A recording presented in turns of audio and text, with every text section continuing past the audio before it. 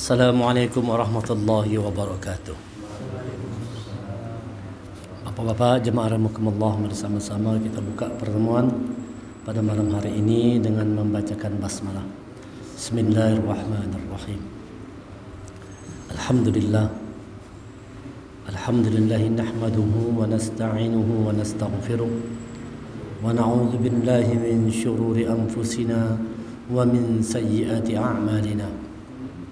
من يهد الله فلا مضل له ومن يضلل فلا هادي له أشهد أن لا إله إلا الله وأشهد أن محمدا عبده ورسوله لا نبي بعده اللهم صل وسلم على محمد رسول الله وعلى آله وصحبه ومن تبعه وولاه إلى يوم القيامة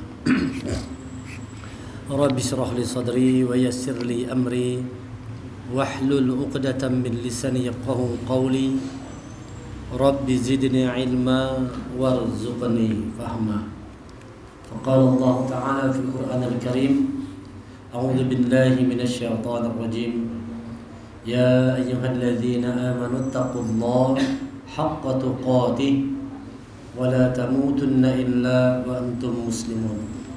Wahai orang beriman, bertakwa kepada Allah dengan hak, dengan benar, dan jangan kalian mati kecuali dalam keadaan sebagai seorang yang berserah diri kepada Allah, sebagai seorang muslim. Ya ayyuhan nasu taqu rabbakum alladzi khalaqakum min nafsin wahidah wa khalaqa minha zawjaha wa bassa minhuma rijalan katsiran wa nisaa'a واتقوا الله الذي تساءلون به والأرحم إن الله كان عليكم رقيبا يا أيها الذين آمنوا اتقوا الله وقولوا قولا سديدا يصلح لكم أعمالكم ويغفر لكم ذنوبكم ومن يطع الله ورسوله فقد فاز فوزا عظيما. الحمد لله. Puji syukur mari kita haturkan kehadirat Allah Subhanahu wa taala atas segala limpahan rahmat, taufik dan hidayah yang Allah berikan kepada kita semua. Salawat dan salam semoga senantiasa tercurah kepada Nabi kita Nabi Muhammad sallallahu alaihi wasallam beserta kerabat, sahabat dan pengikut beliau hingga akhir zaman. Malam hari ini kita akan melanjutkan kajian tentang arti dan makna nama-nama surah dalam Al-Quran.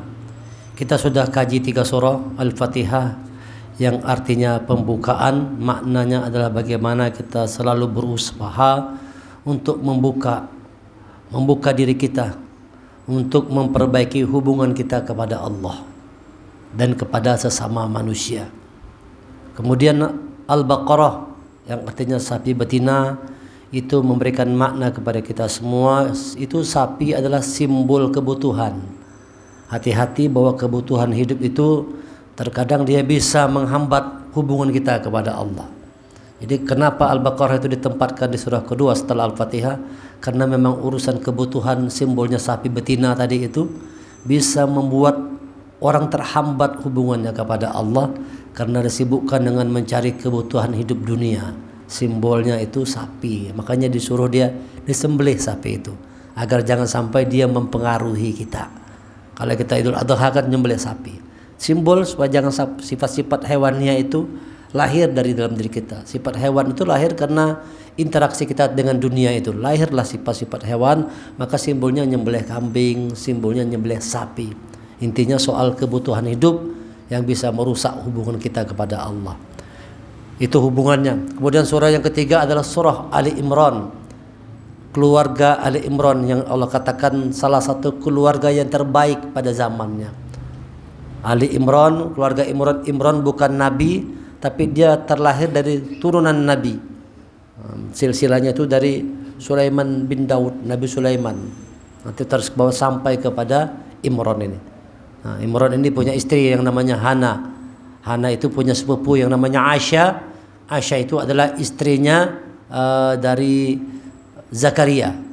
Jadi Imran sama Zakaria itu marwai, orang Banjar. Marwai kah? Marwai kalau lah. Karena istrinya sama istri Nabi Zakaria sama istri Imran itu adik-adik. Apa? Marwai. Marwai. Dan dua-duanya ini diberi Allah itu tertunda ketika melahirkan keturunan. Sudah di masa yang tua baru punya anak keturunan. Yang sudah tidak mungkin lagi dalam akal pikiran manusia, sudah lanjut usia, sudah tua-tua, rambut sudah beruban, bahkan istrinya mandul. Tetapi dengan kehendak Allah diberikan anak keturunan. Kepada Imran diberikan Maryam, kepada Zakaria diberikan Yahya. Nanti Maryam itu dipelihara oleh Nabi Zakaria sebagai orang terbaik. Nah, surah Maryam ini adalah mengajarkan kepada kita semua untuk memperhatikan keluarga. Keluarga itu harus diperhatikan. Anak istri harus kita perhatikan. Jangan sampai nanti kita di akhirat gara-gara anak istri terhambat masuk surga. Itu jangan anggap sepele itu. Banyak nanti orang-orang yang mestinya dia masuk surga terhambat gara-gara anak istri. Kenapa? Anak istri tidak diarahkan kepada Allah. Lupa mendidik anak, lupa mendidik istri. Tanggung jawab suami itu mendidik istri itu untuk menjadi orang yang bertakwa kepada Allah. Nanti di rumah kan dia yang mendidik anaknya. Maka kita perlu cari pendamping yang bujur dalam rumah tangga tuh. Jangan bebarangan mencari istri itu.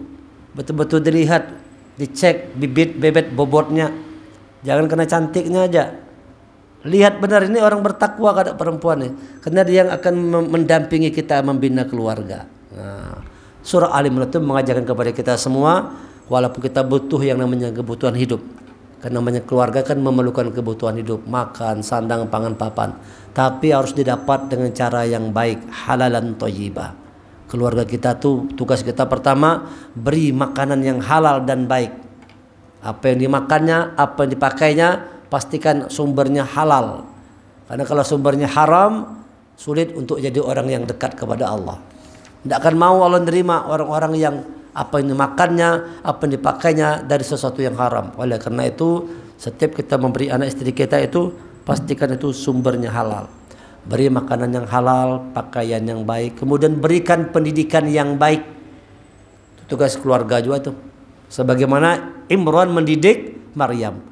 Dimasukkannya, bahasa kita sekarang tuh, dititipkan anak itu kepada orang yang tepat. Menitipkan anaknya Maryam kepada orang tepat Nabi Zakaria yang saat itu memang dia sedang diberi amanah mengelola tempat ibadah Baitul Maqdis. Artinya mengelolanya adalah Zakaria itu yang menjaganya. Dititipkan Maryam kepada orang yang terbaik. Wa kaffalaha Zakaria. Maka kami titipkan Maryam itu dalam pemeliharaan Zakaria. Nah, sama wahin itu. Anak kita itu jangan bebarangan, titipkan di tempat yang baik. Contoh kalau masuk sekolah biar lebih mahal, titipkan ke sekolah yang baik. Sekolah-sekolah tahfiz Quran, bukan promosi, bukan. Tapi memang begitu. Titipkan sekolah tahfiz Quran, dekatkan dia kepada Allah. Cari sekolah-sekolah yang baik, yang kita tahu guru-gurunya baik semua. Wah, ini kan sekolah macam-macam. Lihat di TV itu ngeri. Tadi ulun sore tadi dengar berita. Ada anak SMP yang mati dibunuh temannya. Bahkan di pesantren ada yang mati dibunuh. Lihat itu. Kalau tidak boleh bebarangan dua ini. Jadi anak-anak memang harus betul-betul dititipkan di tempat yang terbaik.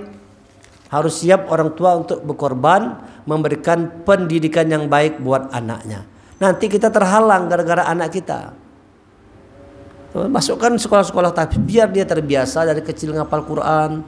Nanti insya Allah tamat SD, tamat SMP, tamat SMA, hatam 30 juz Quran dihafalnya. Nah kan begitu. Doa dulu kayak itu doa ulun tuh. Anak TK ngapal Quran sudah, dari TK ngapal Quran sekarang SD kelas 4, kelas 5 sudah 20 juz hafal. Sudah 20 juz hafal Quran. Anak SD aja hafal 20 juz sudah. Bentar lagi tamat dia. Nanti SMP sudah selesai 30 juz. Karena membiasakan dari kecil menghafal Quran.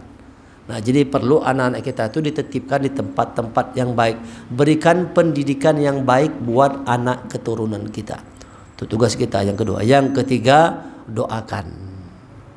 Doakan terus yang terbaik. Itu semua dilakukan oleh Imran sebagai kepala keluarga. Ali Imran mengajarkan kepada kita untuk selalu memperhatikan keluarga. Yang keempat, surah An-Nisa. Ini berarti ada 114 surah, berarti 114 kali pertemuan. Mudah-mudahan sehat badan, umur panjang. bisa kita tuntaskan ini makna, arti dan makna dari nama surah-surah. Jadi kalau kita renungkan, Masya Allah, yang tersusun di Lauh Mahfuz itu sama seperti ini. Turunnya kan tidak sesuai ini. Asbabun nuzulnya kan yang pertama turun surah Al-Alaq. Tetapi kan surah Al-Fatihah ini yang dijadikan awal pembukaan surah. Nah, ada ulama yang mengatakan yang di Lauh Mahfuz sana persis seperti ini susunan mushafnya itu. Susunannya seperti ini. Susunan mushaf yang ada di Lauh Mahfuz. Nah, ulun dengan ceramah begitu. Apakah itu benar atau tidak? Wallahu a'lam. Cuman ada yang berpendapat demikian, bahwa Al-Quran yang di Lauh Mahfuz itu sama dengan yang ada di tangan kita ini nih. Mushafnya, susunannya sama. Tapi kalau kita kaji, memang tepat. Lihat di sambungannya. Dalam keluarga, siapa yang paling menentukan mendidik anak? Abah atau ibu? Siapa yang paling tepat mendidik anak? Yang siapa yang lebih dominan mendidik anak? Abah atau ibu? Ibu. Maka turun surah An-Nisa, surah keempat, soal tentang perempuan. Dan perempuan yang terbaik adalah seorang ibu. Lihat urutan-urutannya itu. Pas sekali ini. Habis Ali Imran, An-Nisa, tentang wanita, tentang perempuan, di mana perempuan itulah nanti dia akan menjadi seorang ibu. Dia yang menentukan bagaimana anak dalam sebuah keluarga. Ibumu, ibumu, baru bapakmu. Ibu, perempuan ini adalah istri kita, perempuan itu adalah ibu. Nah, jadi di rumah itu bergantung bagaimana istri kita, bagaimana peran seorang ibu mendidik anak dalam rumah. Maka yang pertama kita lakukan, pilih pasangan yang tepat. Pilih pasangan. Kalau lagi mencari pasangan sekarang, jangan cari bungasnya aja. Pilih pasangan tepat yang kita yakini dia ini memang orang yang beriman, bertakwa. Jangan salah pilih karena sekalinya calon bini kita banyak berbuat musyrik. Ini dipadahi kada mau kalau nanti asal malam Jumat mau Allah menyan-menyan bakar menyan dalam rumah. Maulah kopi hitam putih, macam-macam sajen-sajen. Disangati kalau jangan digawe, kada maunya. Nah, terus jelas-jelas dulu tuh.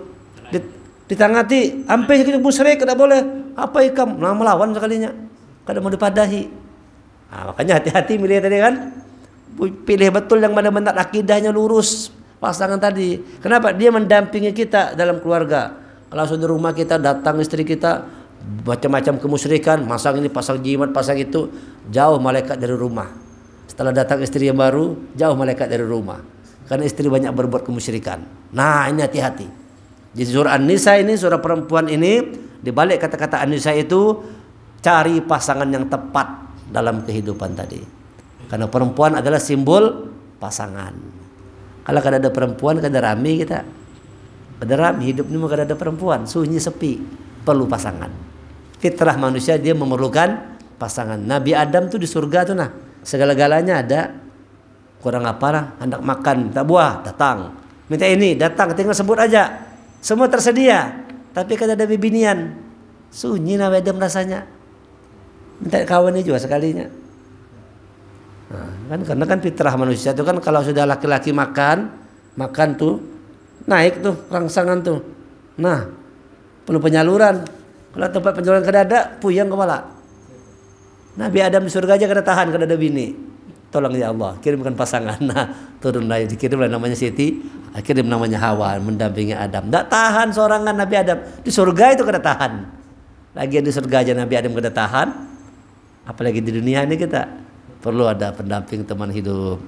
An-Nisa ini wanita, di balik kata-kata itu pilih pasangan yang tepat karena dia nanti yang menentukan arah kehidupan berumah tangga itu perempuan.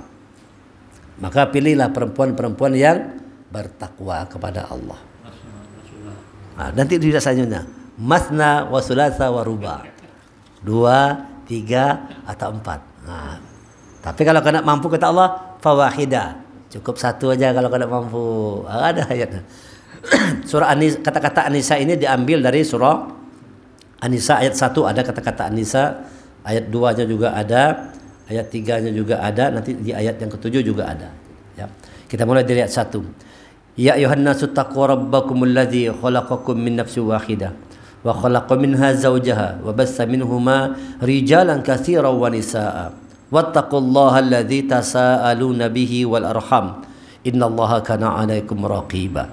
Nah, ini biasa ayat kalau penghulu anak menikahkan orang itu dibaca ayat ini. Ya kan? Para penghulu tahu hafal mana ayat nih. Hafal penghulu nih. Ya ayuhan nasu taqu rabbakum alladzi khalaqakum min nafsin wahidah wa khalaqa minha zawjaha wa bassa minhuma rijalan katsiran wa nisaa wattaqullaha alladzi tasaaluna bihi wal arham innallaha kana 'alaikum raqiba. Kalau orang khutbah Jumat juga dibaca ayat ini.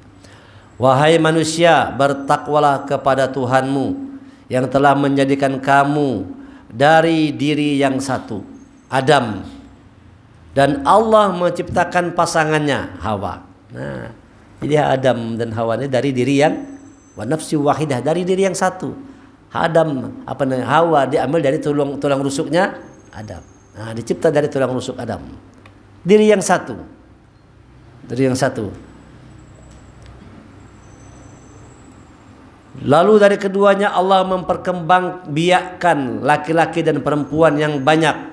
Apa tujuannya? Bertakwalah kepada Allah, dengan namanya kamu saling meminta.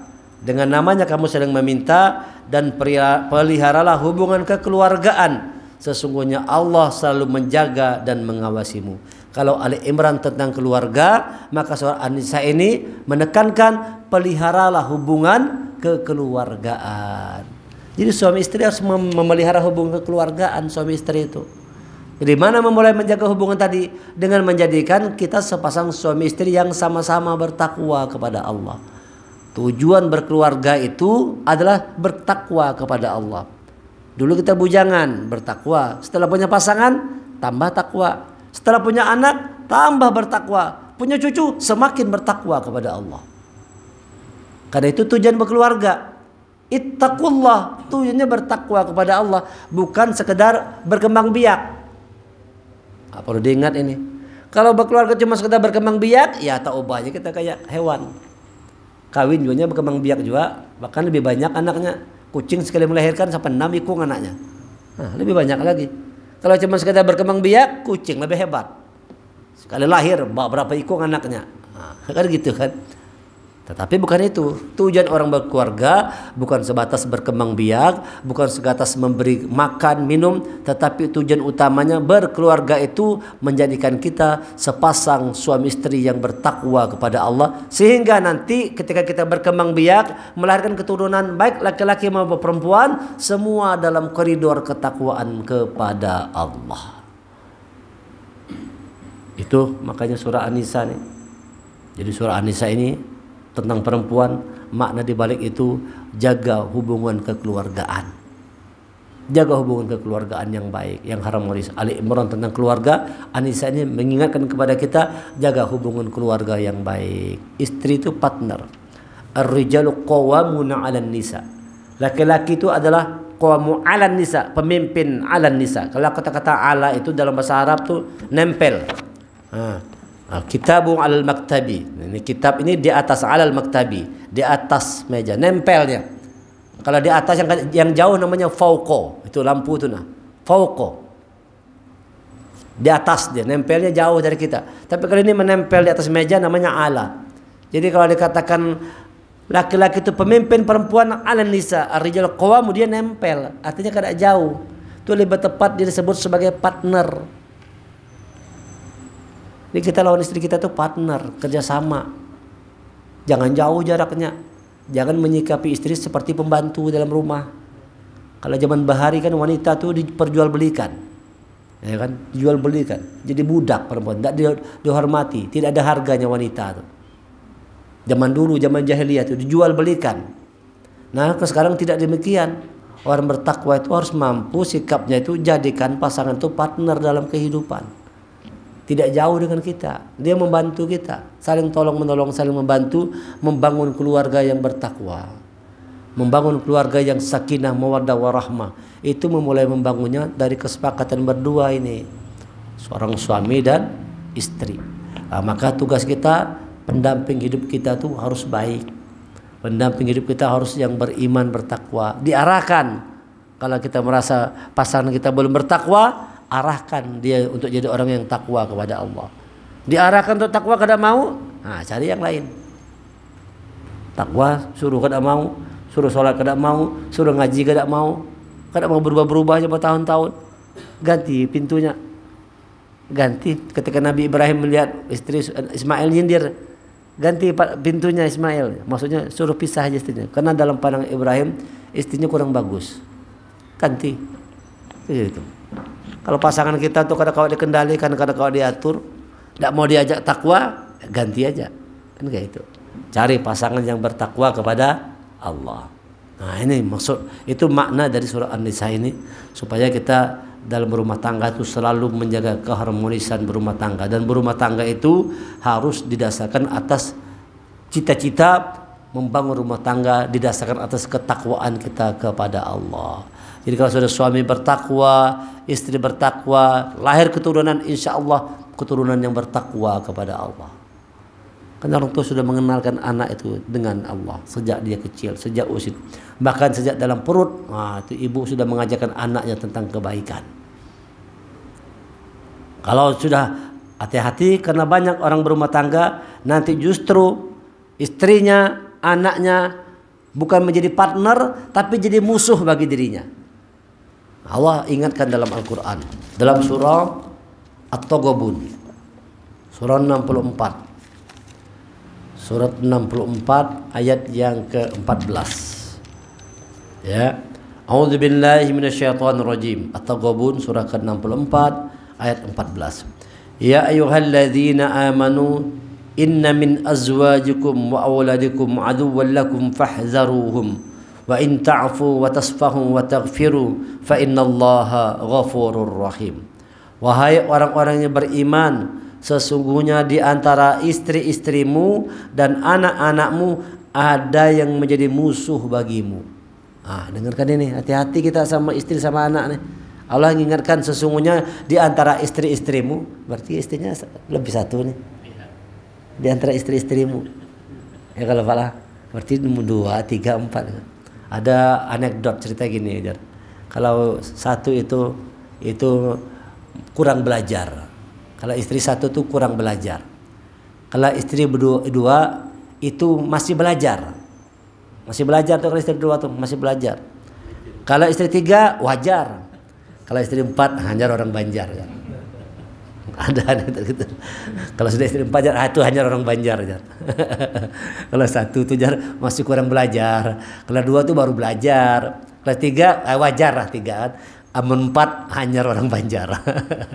Ada kawan berkisah kayak itu, anekdot itu terkenal tuh orang Banjar tuh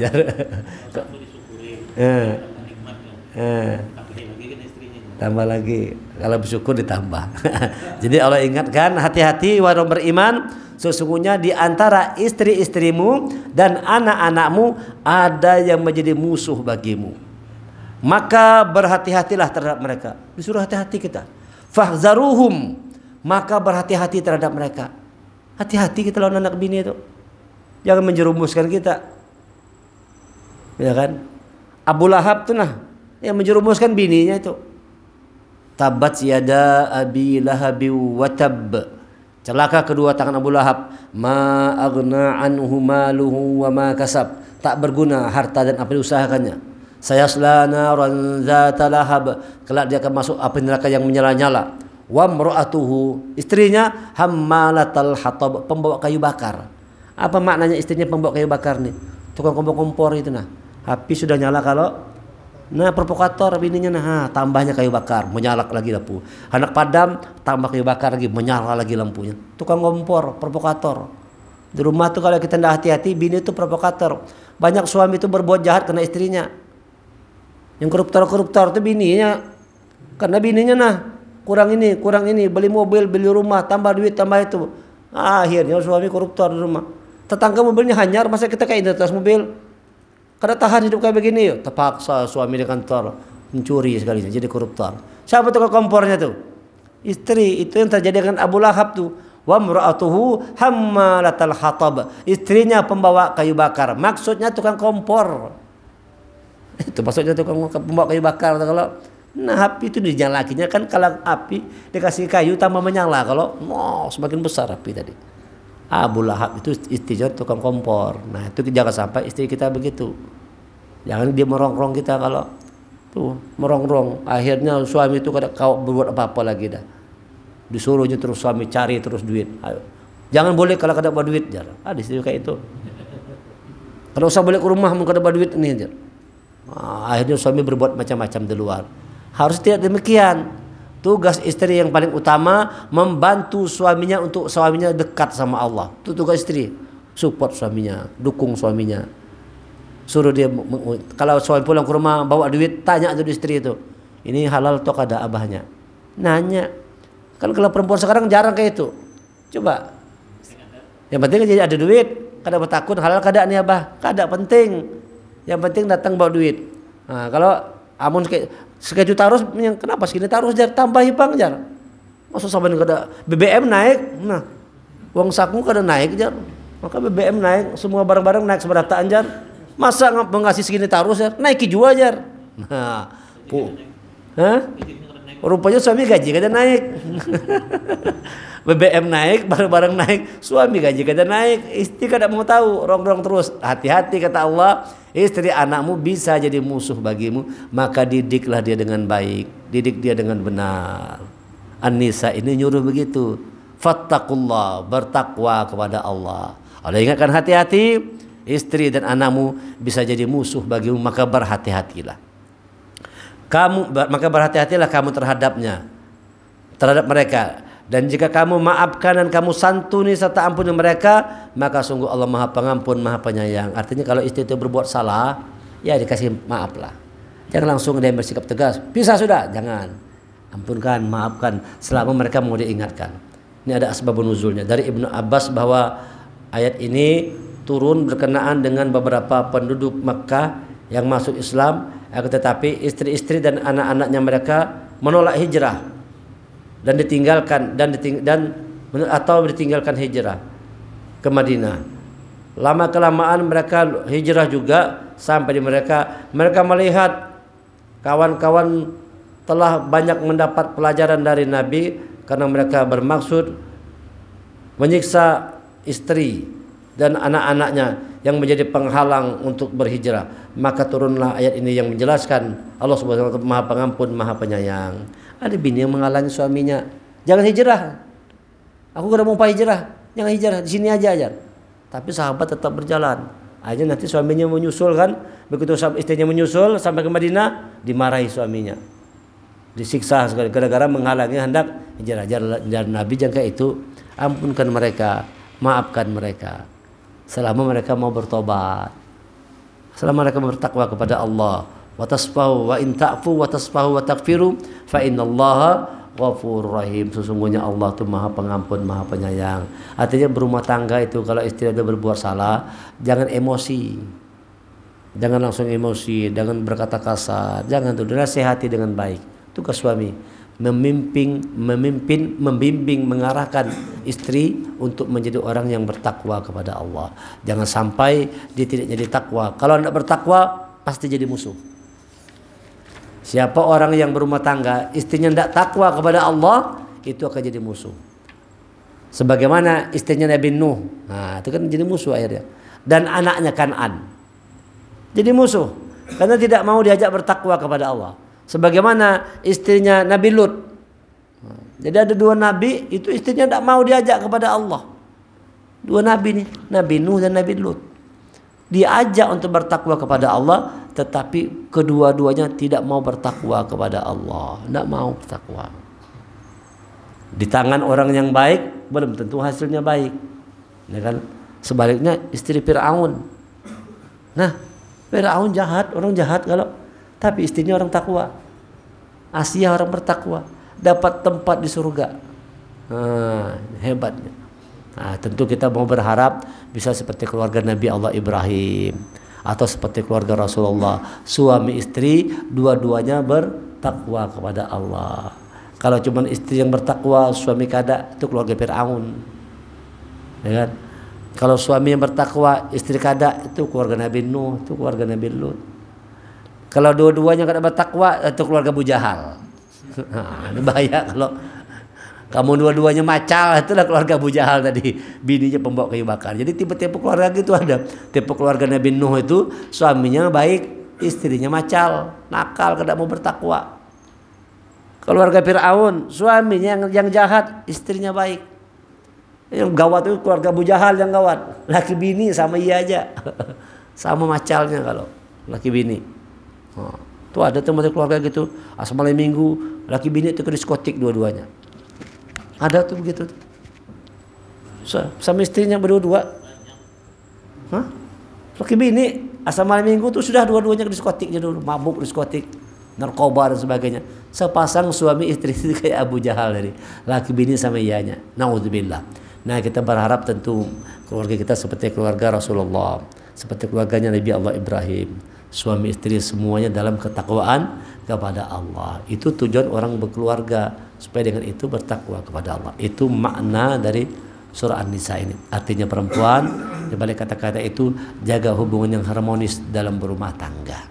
Nah, tuh. Bagaimana caranya untuk bisa menjaga rumah tangga harmonis? Pertama, tempatkan keluarga kita, pasangan kita itu tidak di bawah kita, tapi jadikan dia partner. Jadikan dia partner. Tidak kita tempatkan jauh di bawah kita, sejajar aja. Ala, menempel, nempel, tidak fauqa yang jauh di atas kita di atas, dia di bawah, tidak, tapi ala nisa, arjalukum wala ala nisa, nempel, tidak jauh, menghormati perempuan, menghormati istri kita, gitu. Jangan semuanya kita seperti Fir'aun tadi kan. Itu langkah pertama tuh supaya hubungan harmonis itu. Yang kedua, supaya hubungan berjalan harmonis, ajarkan istri itu untuk dekat sama Allah. Perempuan itu tugasnya di rumah. Nah, tuh, ingat tuh, perempuan tugasnya di rumah. Jadi usahakan kalau kita punya anak perempuan, istri kita, anak perempuan kita, mereka harus lebih banyak di rumah daripada di luar rumah. Kalaupun misalnya dia keluar rumah, harus dengan kita. Nih, ulun bacakan ayatnya tentang perempuan ya. Dan hendaklah kamu tetap di rumahmu, dan janganlah kamu berhias dan bertingkah laku seperti orang-orang jahiliyah dahulu. Dan laksanakanlah salat, tunaikan zakat, dan taatilah Allah dan Rasulnya. Sesungguhnya Allah bermaksud hendak menghilangkan dosa dari kamu, wahai ahlul bait. Jadi perempuan itu ahlul bait, dan membersihkan kamu sebersih-bersihnya. Dan ingatlah apa yang dibacakan di rumahmu dari ayat-ayat Allah dan hikmah kenabian. Sungguh Allah maha lembut, maha mengetahui. Tugas bini kita di rumah 3. Tugas perempuan di rumahnya, sholat, tunaikan zakat, baca Al-Quran. Itu tugas perempuan dalam rumah tuh. Tugas perempuan tuh ahlul bait. Jangan terlalu banyak keluar rumah. Wah, ini kan berbina keluar rumah seberataan. Hampir seberataan keluar rumah. Nah, dua-dua begawi. Akhirnya anak dititip sama penitipan. Nah, itu akhirnya anak tuh lebih dekat dengan pembantunya daripada dengan mamanya. Nah, itu yang terjadi sekarang nih. Harusnya kalau konsep Islam, perempuan tuh di rumah. Wahai istri-istri Nabi, rumah satu. Kamu tidak seperti perempuan-perempuan yang lain. Jika kamu bertakwa, maka janganlah kamu tunduk, lemah lembutkan suaramu dalam berbicara, sehingga bangkit nafsu orang yang ada penyakit dalam hatinya. Dan ucapkanlah perkataan yang baik. Itu perempuan diajarkan untuk berkata baik. Yang paling banyak omong-omongan ini perempuan ini. Nanti banyak masuk neraka itu perempuan karena ucapannya, karena mulutnya. Suruh mereka di rumah, tetap mereka di rumah. Jangan berhias bersolek seperti perempuan dahulu. Rata-rata perempuan sekarang kan hobinya berhias bersolek-solek itu. Nah, macam-macam gaya ini kan. Eyeshadow macam-macam. Gaji suami habis nukar itu aja. Gaji bulanan suami habis nukar busan. Apa namanya itu? Eyeshadow ini macam-macam istilahnya. Kalau rambut lah masuk sablon, saban minggu salon, macam-macam. Itulah kehidupan bagaimana kehidupan perempuan-perempuan, orang katakan sosialita. Benar itu. Itu memang dituntut suami harus sugih, mana mau kada tinggalkannya suaminya. Mau kada menyamani tinggalkannya. Kalau sugih. Nah, ini terjadi padahal akhirnya banyak keluar rumah, bikin acara ini, ikut acara itu. Padahal perempuan tuh dia fitrahnya kata Allah, dia tetap di rumah. Boleh dia keluar rumah tapi dia bersama dengan suaminya. Boleh ke rumah. Kemana-mana, tapi dengan suami perginya kemana-mana. Kalau keluar rumah karena sama suami bahaya. Masuk kantor, makanya banyak terjadi perselingkuhan tuh. Di kantor di mana-mana. Kenapa? Suami di mana, istri di mana. Apalagi kalau suami jauh-jauh keluar kota, tugas keluar kota, sebulan sekali hanya datang. Sementara istri tadi di kantor ketemu terus sama laki saban hari. Nah, banyak kasus kayak itu tuh. Banyak benar kasus seperti itu. Nah, ini harusnya menempatkan kepada konsep pendidikan Islam ini, perempuan itu dia ada ahlul bait, dia tuan rumah, dia menjaga rumah. Tugas perempuan itu mendidik anak dalam rumah. Dia tegakkan sholat, dia tunaikan zakat, dan dia baca Al-Quran. Ini surah Al-Ahzab, surah 33, ayat 32, ayat 33. Konsep tentang bahwa perempuan itu di rumah. Al-Ahzab, ayat 32, ayat 33. Ya nisa an-nabi lastunna ahadikahadim min nisa'in ini taqaytunna fala takhda'na bil qawl fayatma'a allazina fi qalbihi maradu wa qulna qawlan ma'rufa wa qarna fi buyutikunna wa la tabarrujna tabarrujal jahiliyatil ula wa aqimna shalah wa atina zakah wa atina Allah wa rasulah innama yuridullahu liyuzhiba ankum rijza ahlal bait wa yutahhirukum tatahira. Wahai istri-istri Nabi, perempuan maksudnya, kamu tidak seperti perempuan-perempuan yang lain. Jika kami bertakwa, maka jangan kamu tundukkan, lemah lembutkan suaramu di dalam berbicara sehingga bangkit masuk orang-orang penyakit dalam hatinya, dan ucapkanlah perkataan yang baik. Dan hendaklah kamu tetap di rumahmu, dan jangan kamu berhias dan bertingkah laku seperti orang-orang jahiliyah dahulu. Laksanakan sholat, tunaikan zakat, taat Allah dan Rasulnya. Sesungguhnya Allah bermaksud hendak menghilangkan dosa dari kamu, wahai ahlul bait, dan bersihkan kamu sebersih-bersihnya. Dan ingatlah apa yang dibacakan di dalam rumahmu dari ayat-ayatnya dan hikmah ke Nabi surah dan hikmah sunnah nabimu. Sungguh Allah maha lembut, maha mengetahui.